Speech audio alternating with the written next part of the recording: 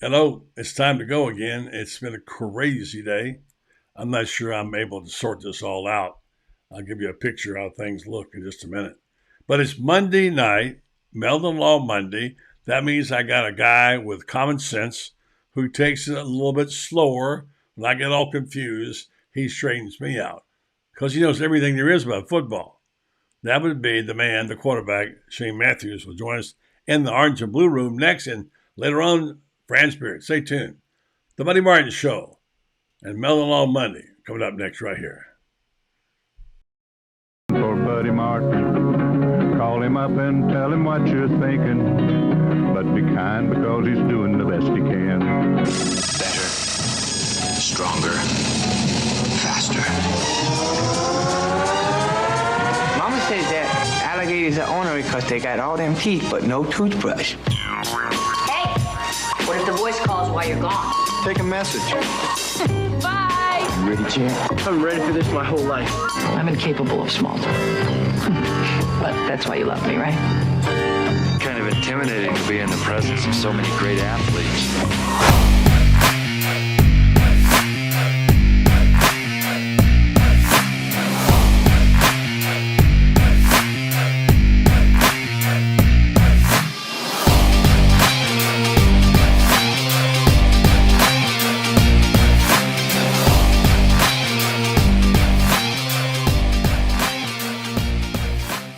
Good evening. It's good if you're not in Athens or Tallahassee tonight. Folks are upset, and rightfully so. I don't know the answers. I just know it's been crazy, and some folks got hosed, but whose fault is that? I'm not sure. So we'll sort this out. This is how my mind feels right now tonight, and thinking about the transfer portal and the recruiting and the classes, the players defecting and all this stuff, and meanwhile trying to judge exactly what the committee should have done. This is what's going on in my mind right now. Somebody please stop the world and let me off, with you? I guess that's me on the far left. I'm not sure where Shane is. So there it is. Kind of crazy. Yeah, Indians are not the Seminoles are not a happy bunch right now, and I can't blame them. I understand. But I'm not sure the answer because I don't think there was one. Let's go up and see what the man says from the orange and blue room about the latest information regarding the playoffs. Good evening to you, quarterback. How you doing? I'm good, buddy. How are you? Confused as that graphic was trying to show you. There's so many things spinning in my mind right now. I can't even begin to keep track of the portal. I heard there are 1,000 people. I don't even know that going on. I think there's well over 3,500 kids in the portal. And what's sad is a lot of them ain't got anywhere to go and won't have anywhere to go. Boy. Their Well, the football 1,000 players- was what I heard yesterday, so I guess it's been updated. I don't know. As of last week, I looked and there was like 3,400. Really? Okay, I must have the wrong information. Well, anyway, I don't know what's going to happen, but they're coming and going. Like I say, the portal taketh, the portal giveth, and the portal taketh. So I think we're going to have an information here in a minute. I believe we've had 8 members of Billy's 2024 class defect so far. Matt Corderar was working on a story for us, so I have the information about that. That's a little more serious, but we expected it. Shane, you told us all along what to expect. You've been right. It's a confusing time right now, trying to get your bearings and get ready for next year. I think the basketball coach that told Urban Meyer this is right. He says he likes it this way because when he goes to recruit a guy, he can cut to the chase and say how much. You got to spend 2 years recruiting him, huh? Yeah, so That's what it is. How much you got? yeah.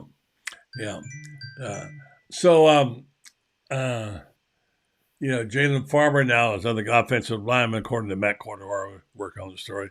He's defected, so that's the one place I can't afford to do it. Shane, when do you begin to see what's in front of you? I guess not until they're on the field in the fall, right? Or spring, I should say. And then we'll see what they got in the fall. When do you begin to size up what this team is going to look like? Oh, not until probably the summertime. Summer camp, a couple of weeks before they kick it off. Yeah, it's pretty hard to know. All right, let's get right down to the nitty gritty of it. You got five power conferences. 4 spots. One of them's not going to make it and didn't. I could make a case for Georgia. I could even make a case for FSU when you go undefeated. I don't know whoever you took out, you were going to obviously offend. And I don't know who you would have taken out. So I don't have the answers, Shane. And I just think it's too bad when the kids play hard like that, are undefeated, and then don't get to play in the championship game. And then, of course, look at Georgia. Dominated college football player. And if you take the eye test and you saw this team up close on the field, look at what they are and see how good they are. Look versus the 3 of the teams that made it. I mean, Georgia's a hell of a football team. Why'd they fall so far, Shane? No clue. It makes absolutely no sense. That makes more worse sense than the FSU. FSU has nobody to blame but their conference and their commissioners. And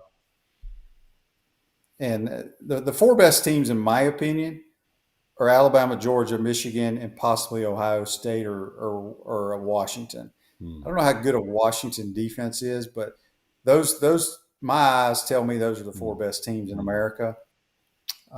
That's who I would have voted for.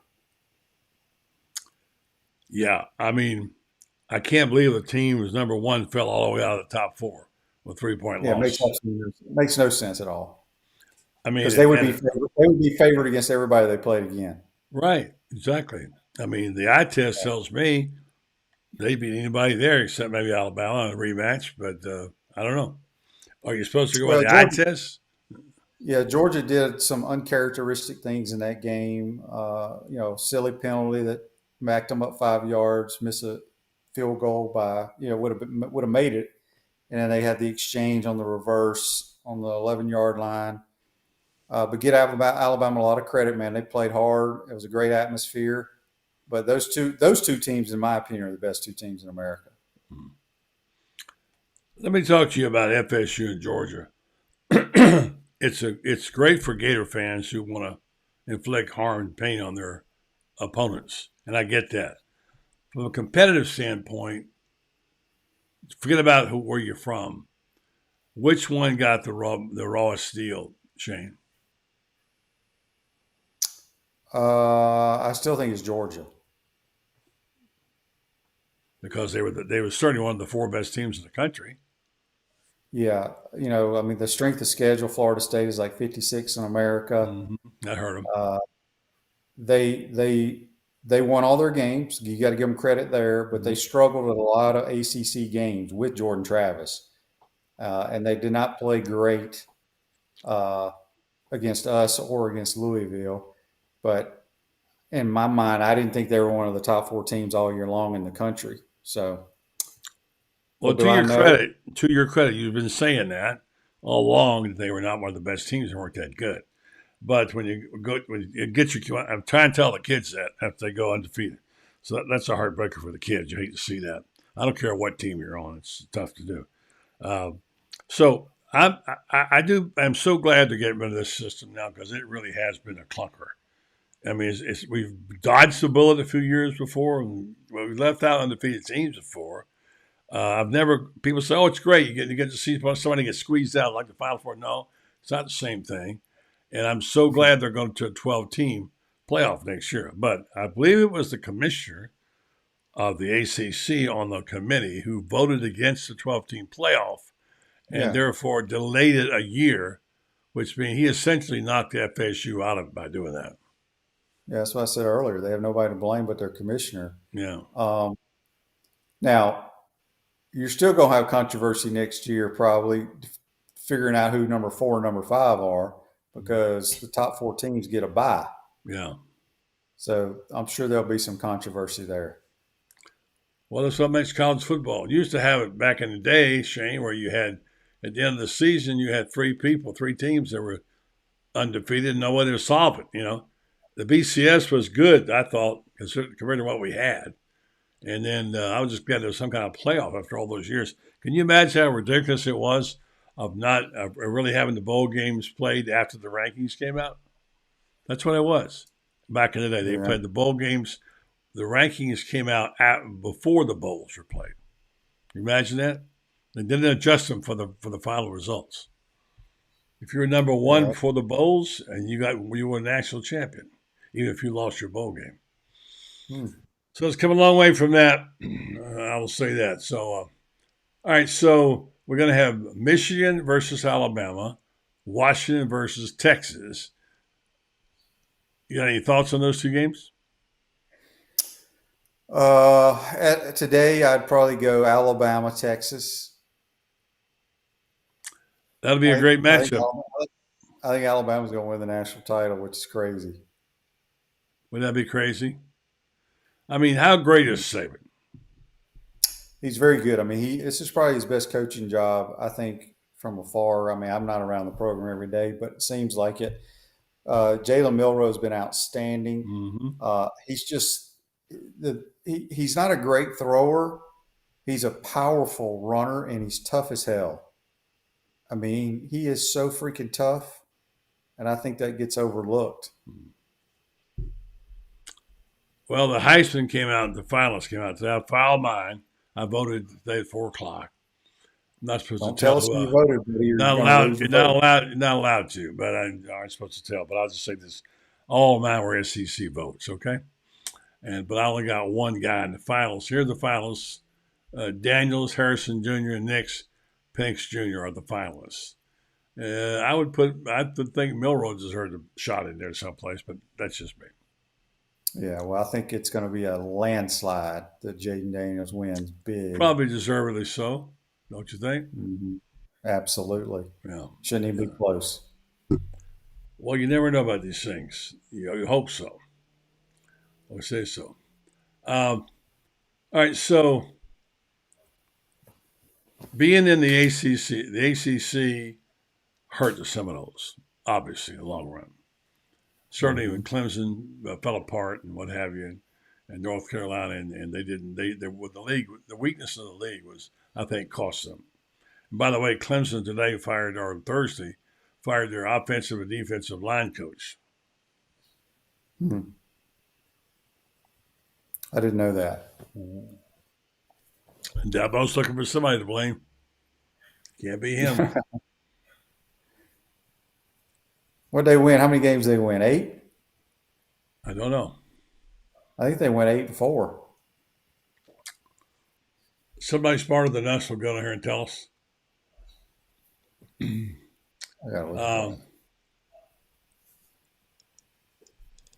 Scummy says Milroe is not tougher than Shane Matthews was.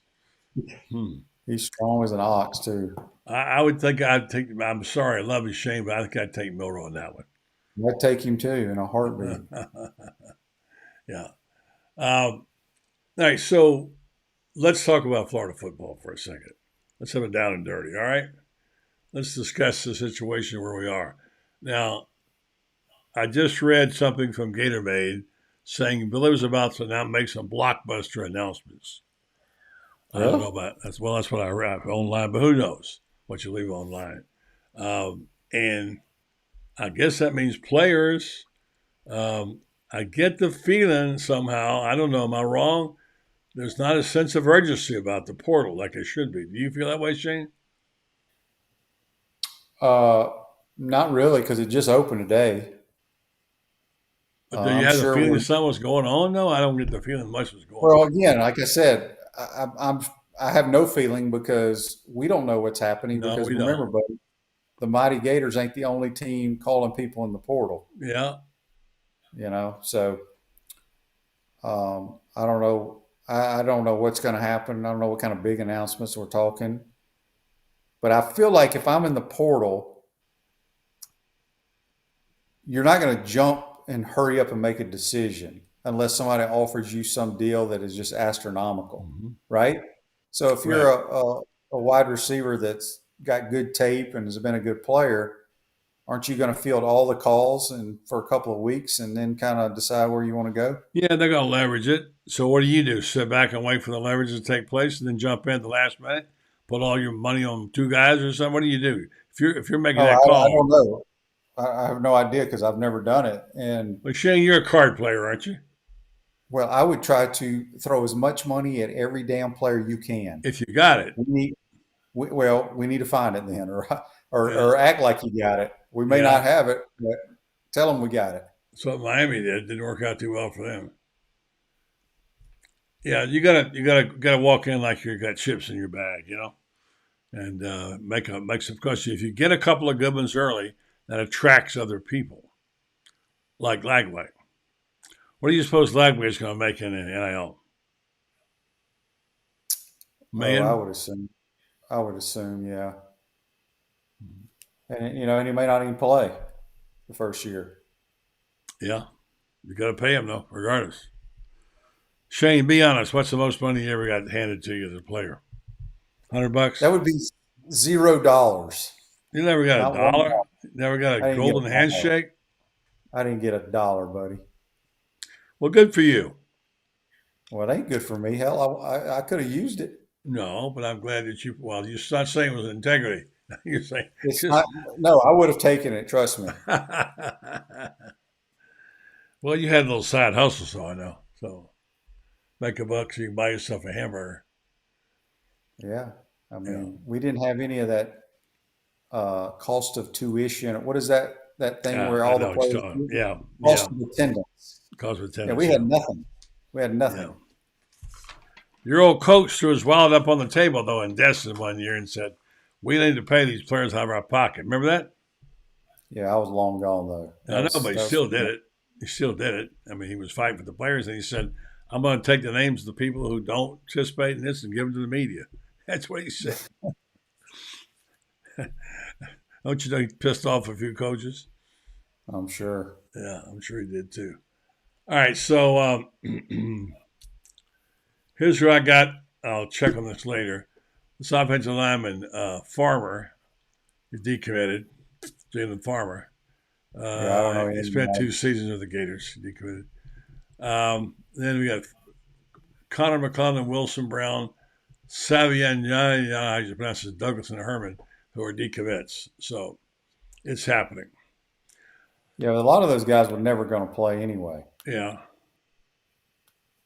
Well, you said one thing, right? You said Max Brown would never start a game for Florida. He's gone. He's in the portal. He did start one.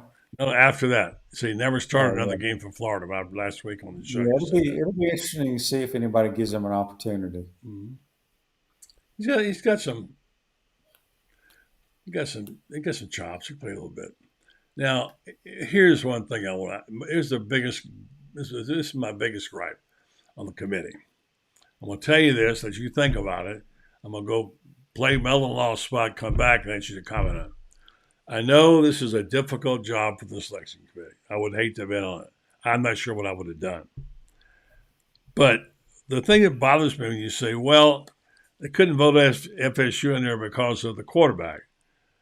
I mean, I don't buy that. You can't surmise that a team is going to lose because one player doesn't play. And granted, they'd be less favored, or maybe they'll be an underdog. But how about the coach? How about Michigan with no coach? What if he had to sit out one more game? Would they have penalized Michigan for not having a coach? I mean, how does the committee do that exactly? You know what I'm saying? Think about that for a second, all right? Well, the only thing I can say that the committee did was they picked the 4 best teams they thought were in America. However, how they don't have Georgia in that blows my mind. But if they did it because of the quarterback situation, I don't know about that. If that's legit or not. Here's how it looks to me, right now. If you see the bylaws or whatever, it does say that they can not choose a team due to I don't know if it's said star player or whatever, but I don't believe Florida State should have been in. All right. But my point was the role of the committee to evaluate the team. How do you evaluate? How would you evaluate a team if you had one with no coach? Would they be penalized for that? I mean, they could, I guess. I'm just saying the best teams, the 4 teams they have are better than Florida State, but Georgia's better than probably all of them, and they got left out. So they didn't get the best 4 teams as far as you're concerned, right? No, I'm saying the 4 teams they picked are better than Florida State, in my Yeah, opinion. okay. But I But think Georgia should be in there should be in there. somewhere. In I effect, don't the know. SEC championship game was a play-in game. Think It about it. seems like it is every year. It doesn't seem fair, you know? All right, let's go talk to Jeffrey Meldon about hoops. We'll come back more with Shane Matthews from Pot Up with the Matthews. He's on vacation now, folks, for a while. He got his glasses on, got his phone on, listen to TV, watch some Monday Night Football. Stay tuned. He's got more coming your way. Jeffrey Meldon, a lot of people are pretty excited about this basketball team and the performance against Florida State and other games that they've had since really have put Florida squarely on the map. And this is a new bunch, very exciting players. I know you get a chance to watch them up close there. You sit right in there, right next to the coach. I got a feeling you're whispering plays to him, Jeffrey. Yeah, well, it's really fun because I've been going to the basketball games for 35, 40 years now. And being able to sit in the front row behind the coach is kind of cool because you see him diagramming the plays and everything. Plus, you get to see the players. You know, these are young kids, 18 to 22-year-old kids. And I'm so impressed with the Gator basketball team. Fun to watch. They got some good players, a lot of new names. Go and check them out. I was really impressed with what they did against Florida State. And some big guys, and they put the hammer down the Seminoles. Good start. Let's hope it's going to be an interesting season. If I don't talk to you again, have a happy holiday season. Jeffrey, look forward to a great 2024 and being together with you and your wife to celebrate some special occasions. Yeah, and buddy, I want to tell our Gator fans out there that Todd Golden is the real deal. Okay. In 1 year, he's put together this really tall team that's going to out-rebound just about everybody that they play. They've got some great shooters. We got 3 or 4, guards in there that are awesome. Yep. And I predict that the Gators are going to be a ranked team by the end of the season, and that you wait and see. They're going to make some noise around March Madness. Sounds exciting. You'll be right there to report from courtside. Give us the inside scoop, Jeffrey. Yeah, and January 6th is Meldon Law Day. We're playing Kentucky at the O-Dome. It's Meldon Law Day. We've got special shirts for everybody. Giving stuff away again like you do all over the place. You're giving stuff away.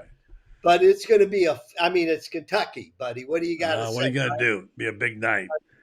The home game against Kentucky is always the big game of the year. Maybe I'll come sit with you tonight. So, okay, January 6th, buddy. All right, Jeffrey, have a happy holiday season. The best to you. And don't forget, Meldon Law, they do not back down. And they wish you a happy holiday season. Yeah, happy holidays to everybody. All right, Jeffrey Meldon. Shane, you often read your text on the air. I've got a very erudite follower who's really knowledgeable, who wrote a pretty good text to me. I want to read part of it regarding the situation. This is from his perspective as an outsider looking in. He's talking about, he says, I understand this is the first time the number 1 ranked team lost a conference championship, was dropped out of the top 4, which I assume is a beef Georgia is claiming by definition. One conference champion has to be out without expansion. And apparently the ACC commissioner voted against expansion a year or 2 ago, as you said. Not sure why Michigan gets a pass in all this controversy with a weak schedule and cheating scandal. Big Ten bias, it makes for good conversation. So do they ever get penalized for things like that, Shane? Who the Big Ten? Well, the whole thing with the cheating scandal. What about that? Yeah, I agree with that. I mean, I would have been perfectly fine with them taking Michigan out of it due to all that. Yeah. It's somebody's going to be upset because, think, buddy, if they all 5 Power 5 conferences had 5 undefeated teams, somebody would be left out. Well, yeah, that's the whole deal. I still believe out of the 5 Power 5 teams, be FSU. If everybody went undefeated, I still think the ACC would be left out. Well, they're the weaker conference, without question. Players that slipped through. There's some rumors I picked up, Shane. See if you've heard this about Michael Penix, who's one of the finalists. Michael Penix signed with Indiana because Willie Taggart thought he was signing Emory Jones. In other words, he expected Emory Jones.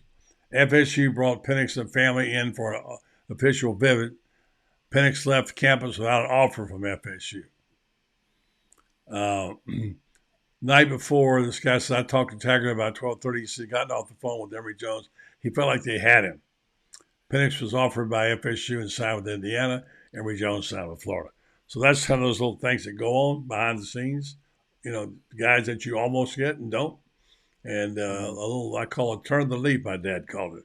A little thing happens and changes. Now, one guy makes a decision, it affects a whole bunch of other people, right?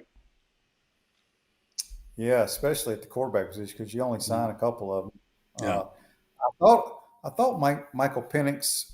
I thought his choices came down to Tennessee and Indiana, but I don't know why I think that. So that's you could be right. I'm just quoting somebody from Twitter. Who knows?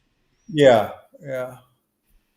But yeah, he went there, tore his knee up, and then left Indiana because the head coach there at Washington used to be the OC at Indiana when he played. A lot of that is because of things like that and your previous relationships. So you expect Mike Norvell to say this, disgusted, infuriated, defend his team, what have you. What's the point of playing the games? Do you tell the players it's okay to quit if someone else goes down? Do you not play a senior on senior day for fear of injury? Where's the motivation in the schedule challenging non-conference games? We are not only undefeated Power 5 conference champion, we played 2 Power 5 non-conference games away from home, won them both. That's his complaint. Legitimate complaint? Yeah, but the two SEC teams he's talking about was us with a losing record and LSU in week 1, who ended up losing 3 times. Look, they have every right to be upset, but they would have been destroyed by anybody they play in the 14 playoff. Should let Georgia and FSU play in. Yep. All right, here's a little number for you. How important are offensive line? Well, we know now how important they are in Florida because they've had problems. Here's somebody's breakdown. Offensive line stars on roster. This is offensive lineman. Texas has 4 stars, has 7 of them. 2 5-stars. Michigan has 4 and 13 2 stars, 4 stars. Georgia has 10 4-stars and 2 5-stars, just on the offensive line. Florida has 2 4-stars. Miami has 4 and 2. So what does that tell you about? Look, obviously they're paying their. I heard that Texas had a standing offer, $50,000 for every offensive lineman who signed with them. Did you hear that last year? Yeah, I did hear that. Who are our 2 4-stars? I don't know. I have to look them up. I bet one of them's Damian George. I hope not. Well, he came from Alabama, buddy. They don't usually sign anybody. I know. 4-star. It's not a position though. He's no tackle. Well, we all know that, but I bet he's one of them. Could be. Don't have many. Need them. Think we undervalue the offensive lineman, Shane? That we do? Yeah. In the media and the fans.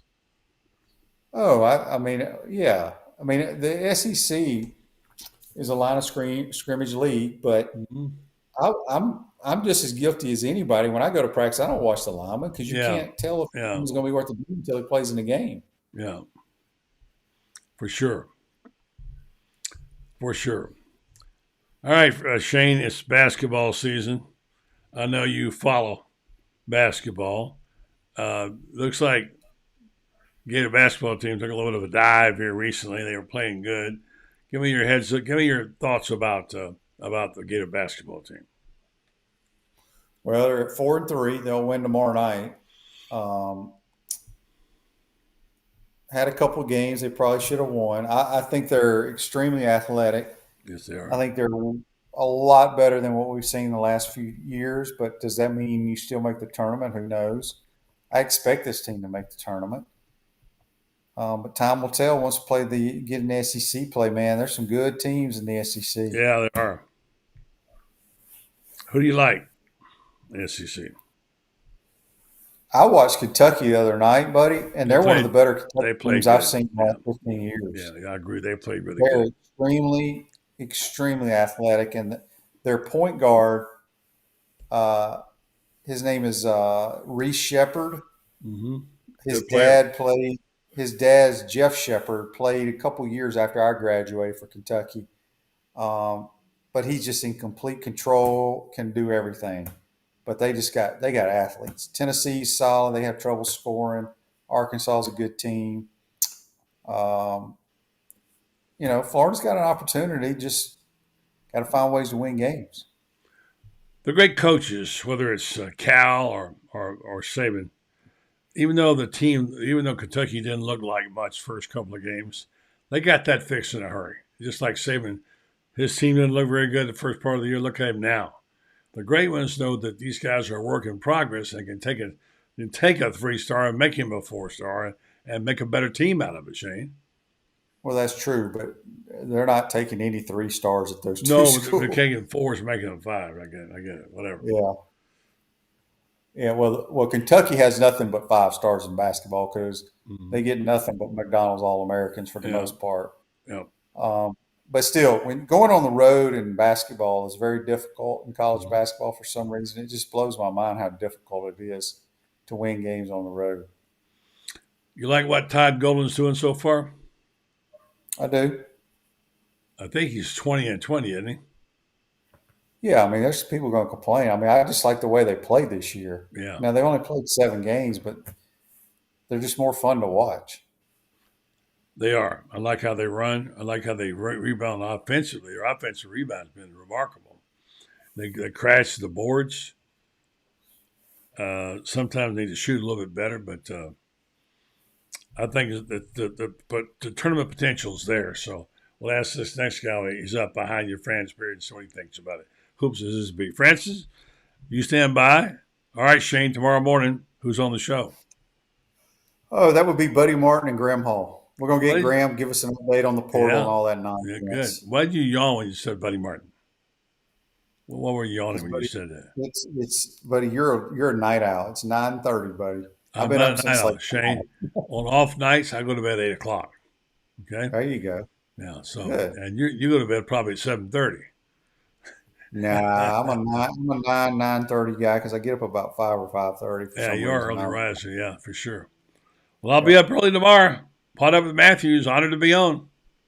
All right, I'll try to stay awake. Thank you, Shane Matthews, the great Shane Matthews.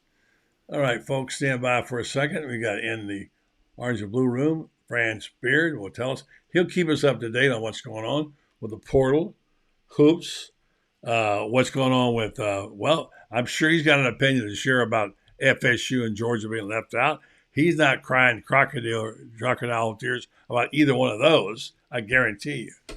So let's go talk to him right now and see what he's got for us tonight. Franz Beard, good evening to you, buddy. How you doing? Good evening, Bud Light. How's everything in your neck of the woods? Well, we're doing it. Just keep on going. Keep like the Energizer Bunny. So go ahead and rail on about the committee. I'm sure you thought they got it right? Well, here's the thing, and I think it's been lost in translation with a lot of people. You know, they say FSU was the number 5 team, and here's the thing. If Georgia had beaten Alabama, they would have still had to beat out Texas for the number 4 spot. And I guarantee you, the way Texas looked better than Alabama. FSU well, they beat Alabama. Beat Alabama. Yeah, and they beat Alabama. And the way they looked in the championship game there, they looked like a team that may win the national championship. I don't think FSU gets in either way. I think if the committee had been a little bit wiser about this, they wouldn't have taken as much heat if they had ranked FSU number 6 and Georgia number 5. The week before, if they had done it, instead of keeping them up there and then deflating them. I really do believe that would have changed. I don't know that it would change matters all that much, but it would change things somewhat, I think.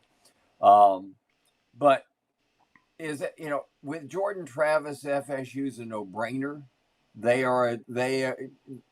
is a dynamic player who makes them capable of beating really good teams. Without him, that defense can only do so much. Florida had them on the ropes defensively, and quite frankly, should have won the ball game. Louisville could have won the ball game, but I don't know what happened to their offense, but it disappeared on them. I'm not taking anything away from FSU is a very good football team, either way. But you're talking about the difference between very good and being a national championship contender. And as Michael Burton pointed out, if they want to point a finger at somebody, why don't they point a finger at their own commissioner who derailed a proposal that would have made this the first year of the 12-team playoff, and they would have been in, period. They can point there, if they really want to point a finger at little Jimmy Phillips and George Kliavkoff, the bozo who is responsible for the demise of the Pac-12, and Kevin Warren, who took the money and ran to go turn the Chicago Bears into a last place team forever. You think about that. The three, we had a show when we were growing up in the first years of TV called The Three Stooges.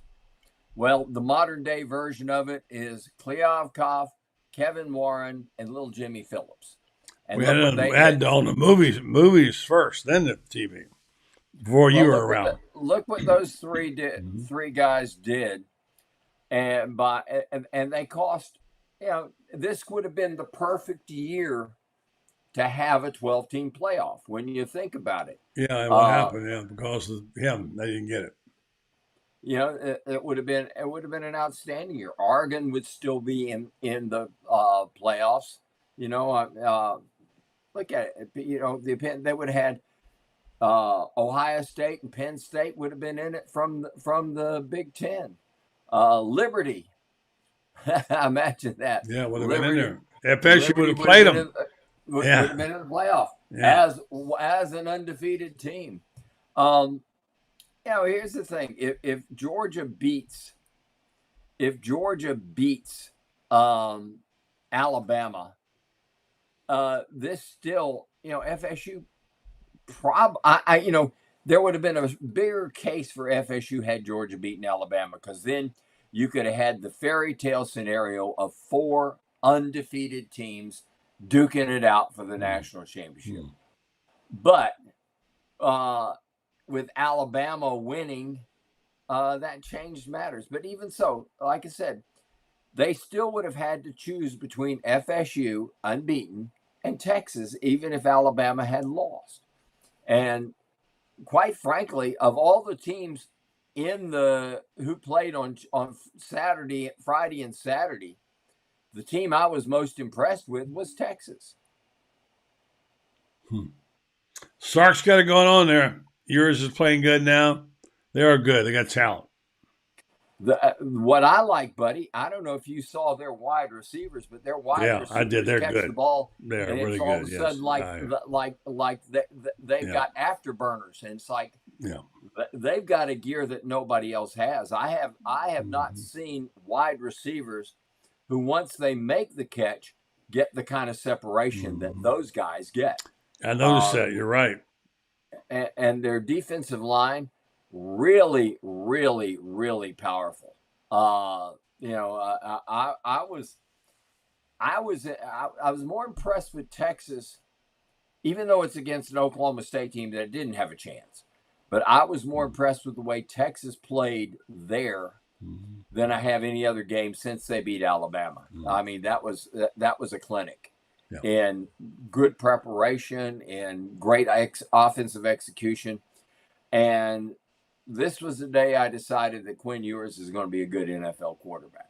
But I have been watching him for last year and then throughout this year, and he's been good, but he showed the qualities that you think could make him great.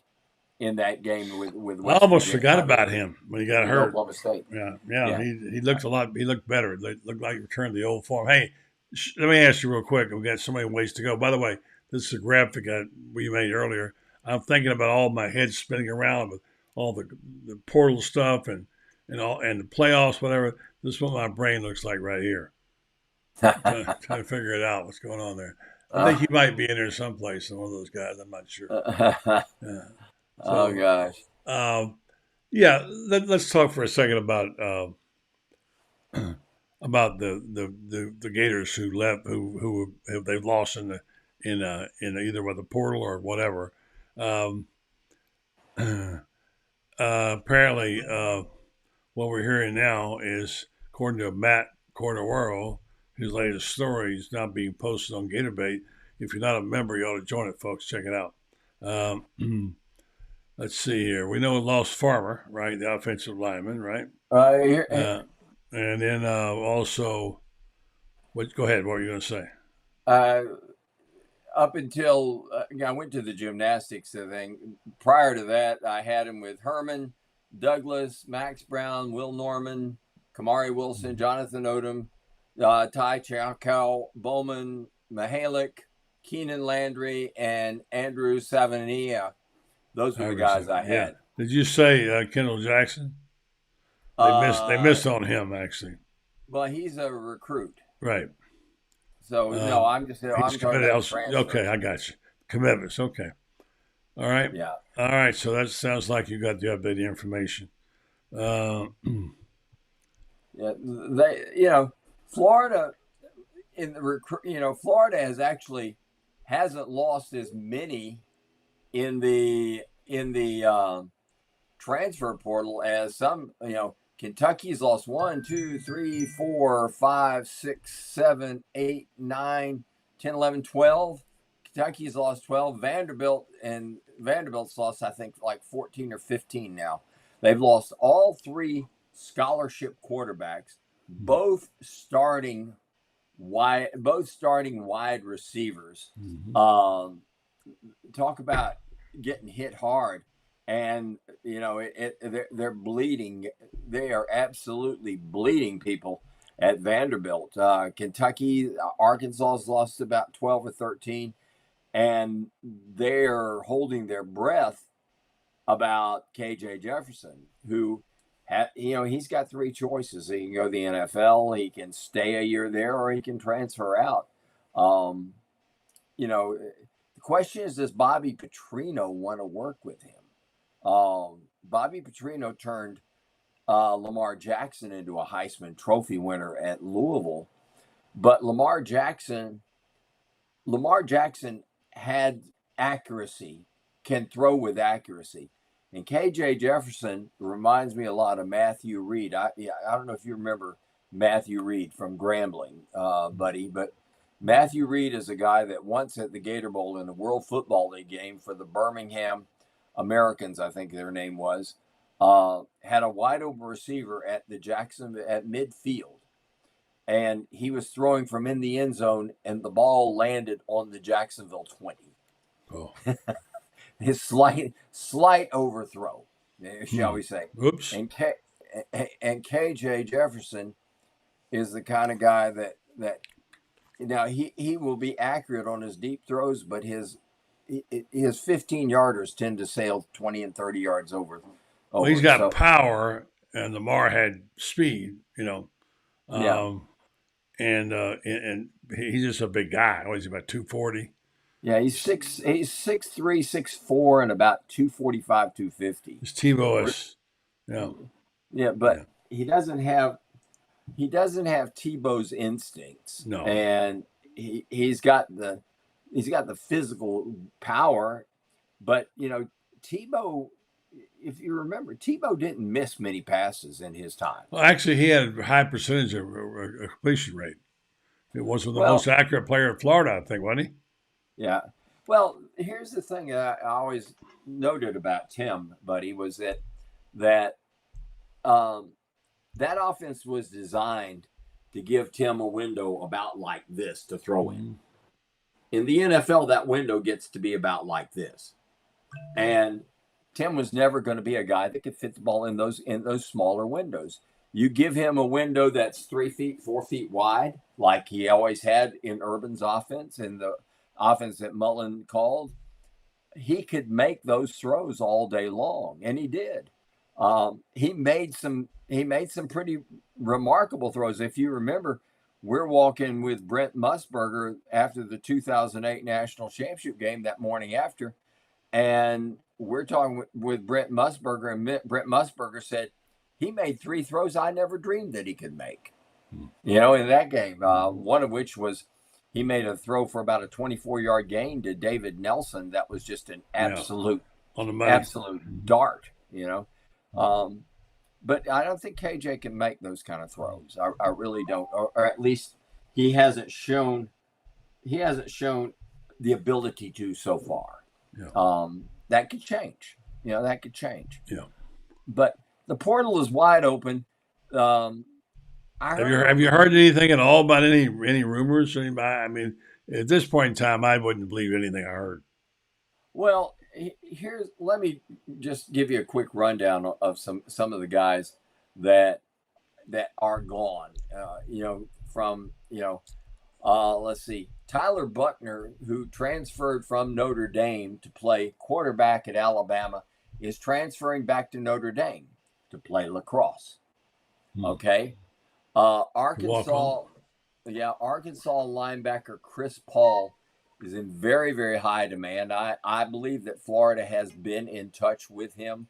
I'm not 100% sure of that, but I've been told that Florida has been in touch with him. He's a big-time player.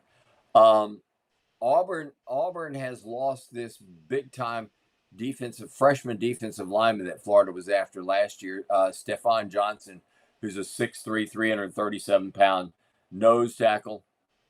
Darius Smith, who's a linebacker out of Georgia, who Florida wanted very, very strongly. He's out of Baxley, Georgia. He is transferring out. Another one that's transferring out that Florida was very, very much after was C.J. Madden. Brock Vandegrift was a former 5-star quarterback who narrowed his choices down to Florida and Georgia. He is now transferring out this year. Some are saying he's a lock for Kentucky, but from what I'm understanding, Ohio State is really, really pushing hard for him. He's a big time guy as a dual threat guy. But you look at how they've recruited, they're not going to miss a beat with him. Defensive lineman, that's a pretty good one that everybody would like to get out of LSU. Brian Langston, 6'3", 300. Well, he's an Ocala guy. Yeah, he is. Will Rogers is going to do. From all indications, Will Rogers will announce tomorrow that he's transferring to Washington. Be a good fit for him. Be a good fit for him. That you replace Michael Penix with Will Rogers. That's a pretty good deal. That's a pretty good deal right there.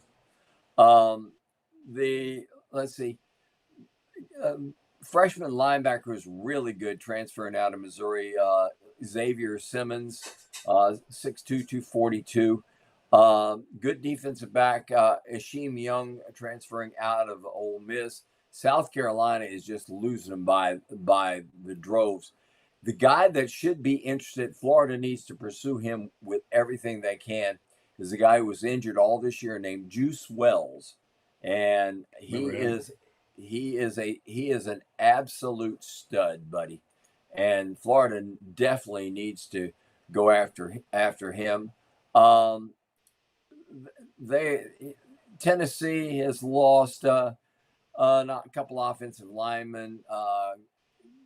They lost a guy named Mo Clipper, who was a very highly sought after freshman. Another guy named Austin Nichols they've lost. And then Vanderbilt's just lost everybody. I mean, Lord have mercy. They do not have a scholarship quarterback. I mean, it's so bad that Hank Bachmeier, who started out his career at Boise State and then transferred to Louisiana Tech, Hank Bachmeier looks like he's going to be Vanderbilt's option at quarterback. That's go get Max Brown. Max Brown. I believe Max Brown's going to be the quarterback at Tulsa next year, which is his hometown. Steve Jr. Yeah. Well, Steve Jr. is being mentioned as a possible quarterback at Duke. Or coach at Duke. Head coach at Duke. Excuse me. I saw that. I wish you get that opportunity. I'd like to see that. Yeah, Steve Jr.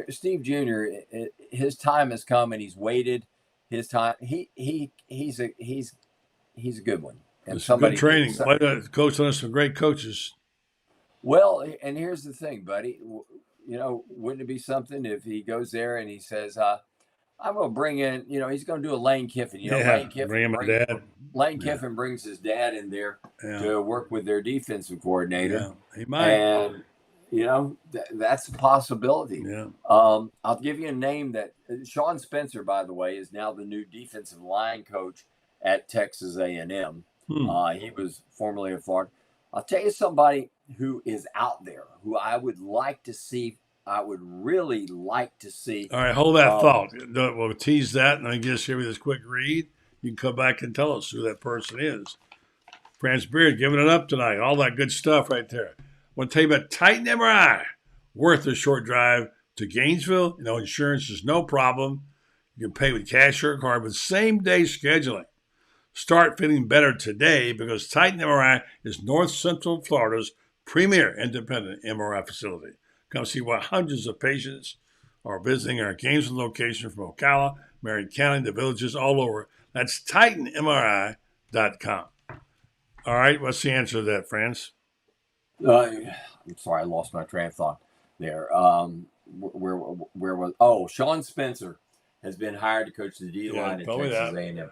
Here's the guy that is not being retained at Texas A&M that I would love to see Billy Napier grab up, and that is he's been on the staff before. He coached under Urban. His name is DJ Durkin, and he is available now. He's a strong recruiter. Remember DJ very well, yeah. Yeah, but Urban groomed him from the days at Bowling Green, and then brought him here to Gainesville, and he became the defensive coordinator for Will Muschamp, and has been a head coach at Maryland, and has been a defensive coordinator at 2 or 3 other places. He's been at Michigan, he's been at Maryland, he's been a head coach, and then defensive coordinator at Ole Miss and at Texas A&M. And Texas A&M's defense this past year, people tend to forget that Texas A&M's defense this past year only led the SEC and nationally finished number 9. So be a perfect blend with Armstrong. Yeah, it would be, and it gives you a guy that really knows what. I like that. Yeah, I'm hearing that Florida is really making a hard push to get Will Harris, who is the assistant secondary coach with the Los Angeles Chargers. He's the former defensive coordinator at Georgia Southern. Supposed to be a standout recruiter, but he's got the NFL tag with him, and he'd be there. The guy that I would like to see them get, and there's all these whispers, and we're at a point in time where who knows how much is just whispers that are whispers instead of whispers. Whether they're whispers or whispers. The guy that is available that I have heard would come here in a heartbeat is the former defensive coordinator at Wisconsin from back when Graham Mertz was there. And you got to remember, they finished top 4 in the country for like 4 straight years in total defense, led the country in 2021 in total defense. And he got passed over for the Wisconsin job after he took over after they fired Paul Chryst, and he was the interim coach. And then he got passed over, and he works now as a consultant for an analyst or consultant, whatever you want to call him, for Brett Bielema at Illinois. Mm-hmm. And he is available. I've heard through the grapevine that he would come if asked. I've also heard through the grapevine that he and Graham Mertz are pretty tight buddies. So, maybe there's some legs to that I don't know about. But Franz Beard just full of that stuff. They're loving it. He's got that rumor mill going tonight, and good stuff, friends. And tomorrow night we got basketball here. Let's talk a little hoops. Yeah, we got Merrimack coming, and I know everybody. That's on the tip of everybody's tongue. Oh my gosh! Don't tell me we've got to play Merrimack, but yes, we do have to play. We do have to play. It's a real team. It's a real team. It really is. It really. Wait a minute, is it Lee Trevino? That was his name, the Merry Mexican. Yeah, well, this is Merrimack. Oh, okay. Sounded like a word. They're a legitimate team. They're out of somewhere, but they are 4-3. They play in the same league in the Northeast Conference with Long Island and St. Francis, PA, and New York. They got two St. Francis's in the same league, but but we'll be playing. Florida will be playing them down in Lake. We'll be playing Merrimack, and then the Gators will be playing in Sunrise against Richmond on Saturday, and then on the 14th they'll be playing East Carolina, and then they got Michigan, Grambling, and Quinnipiac, and then, believe it or not, the preseason is over and the SEC begins. So, what about this basketball team? They took a slip. They were going off good. They had a bad second half the other night. What happened to them? They did, and part of that has to do with the fact that with Handlongton out and Simchek, and Simchek's going to be back maybe in another week or so too. Then you've got a 5-man rotation of big guys. Okay, they've been working with a 3-man rotation with Samuel and 2 freshmen. And the 2 freshmen, when they're on, they're really on. Well, they and are. They crash offensive boards. When they're not, they're freshmen. What was Al McGuire's great line? The great thing about freshmen is they become sophomores. And it's true. That is true. And at some point this year, they'll start playing like sophomores. But right now, they're up and down. And that hurt them the other night because Samuels is a stud, I think. Yeah, he really is. Zion Pullins is a tremendous player. You told us about him. I agree with you. I like his game a lot. They've got all the pieces there. They just got to get the depth there. They got to get healthy.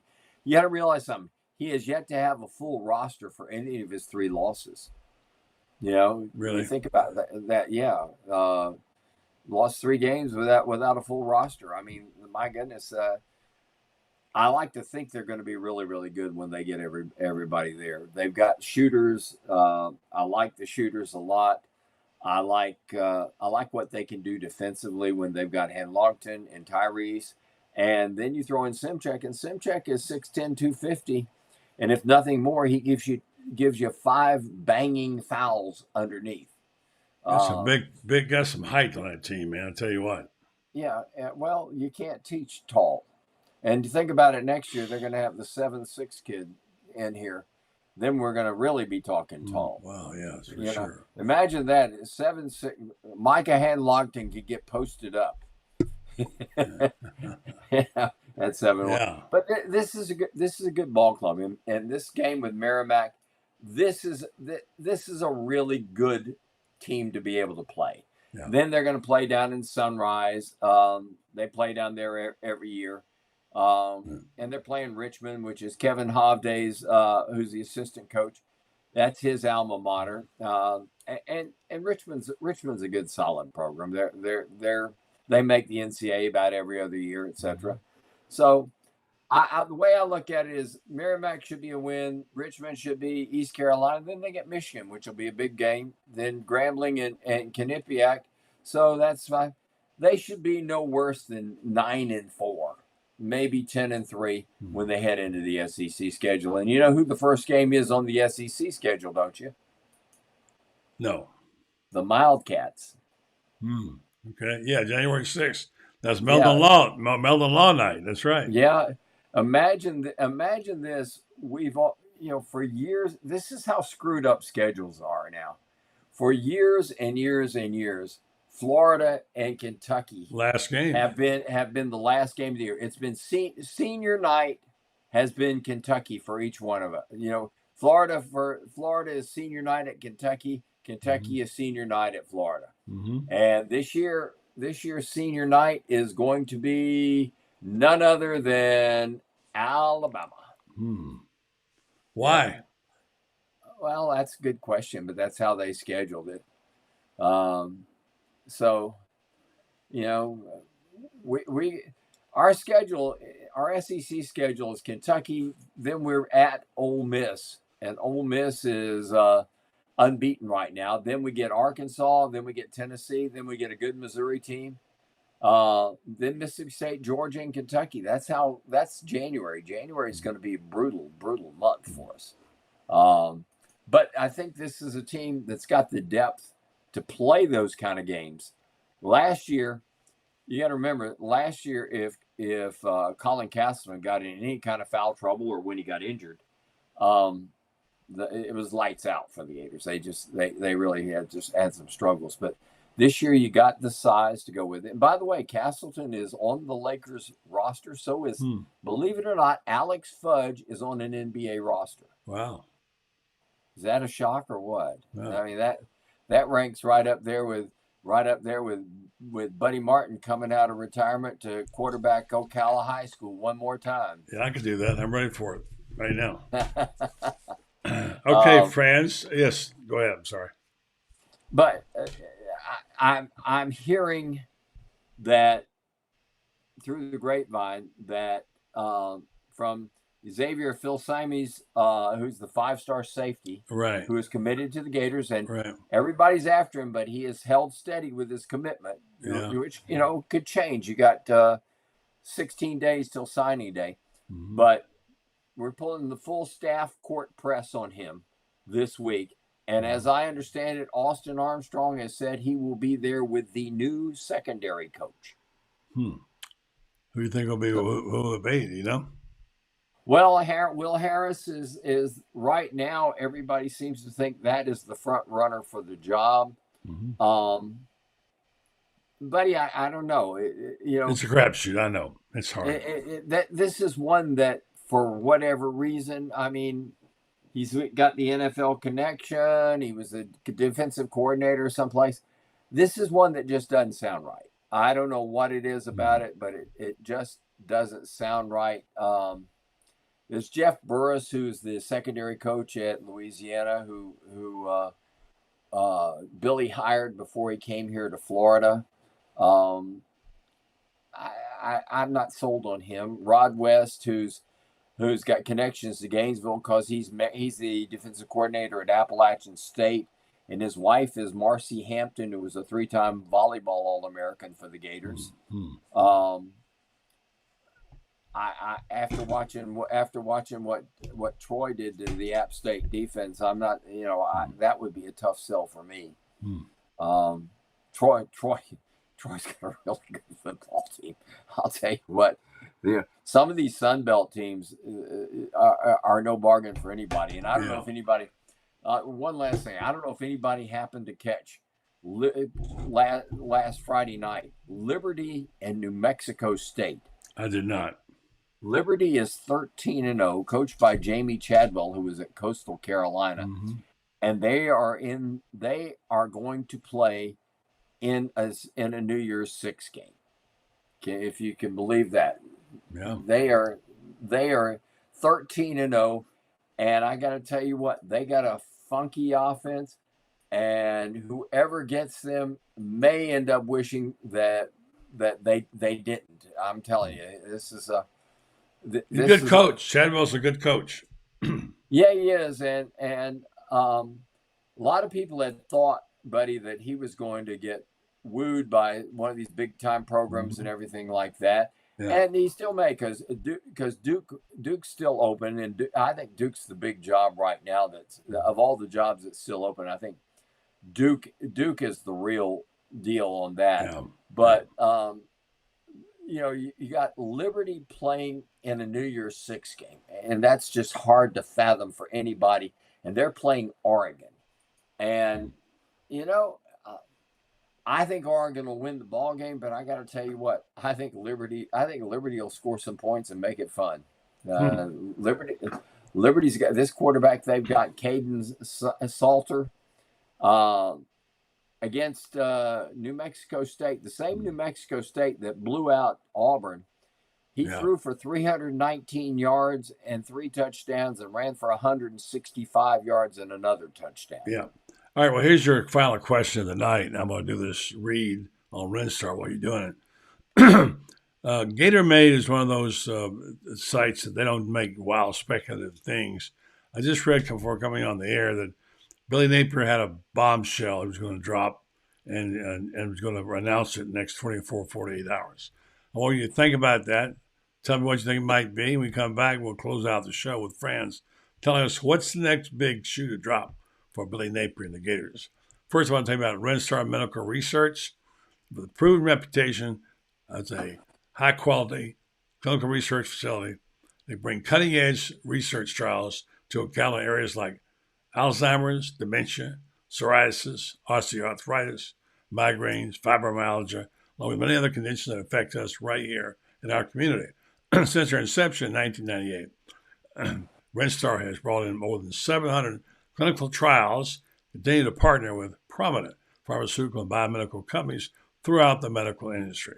If you'd like to participate in some of those trials, go to rinstar.net and find out in some cases compensation is paid for time and travel. Rinstar Medical Research, seeking tomorrow's answers to the health questions of today. Franz, take us home. What's the next big move for Billy Napier? Well, the two bombshell names that I can think about, if you were talking about bombshells, one of them I think would be maybe hiring DJ Durkin. I think that would be a bombshell and a huge pickup. The other one would be Jim Leonhard, the former defensive coordinator at Wisconsin. I think either one of those are bombshell pickups. Now watch it be somebody who's an offensive guy, and he hires somebody who's comes in as an offensive coordinator or something like that. But from where I can see right now, it would be a defensive guy, and those are the two big names I think that could be headed to Florida. Franz Beard, great stuff tonight, Francis. You did a great job, and you can read him, by the way, by going to GatorBaitMedia.com. He's got stuff in there every day you want to read. He's got insight on basketball like nobody. And, of course, he does his usual morning stuff that's become the entertaining Gator Nation for years here on Gator Bait. Thank you, Francis. Great job, buddy. Talk to you tomorrow. Hey, good luck and good health, Bud Light. Thank you, my man. Thank you. All right, folks, thanks for listening. Thanks for watching. Appreciate our sponsors, of course. Meldon Law, Rinstar, and Titan MRI. And, of course, our guests tonight, Franz Beard and Shane Matthews. Have a good night.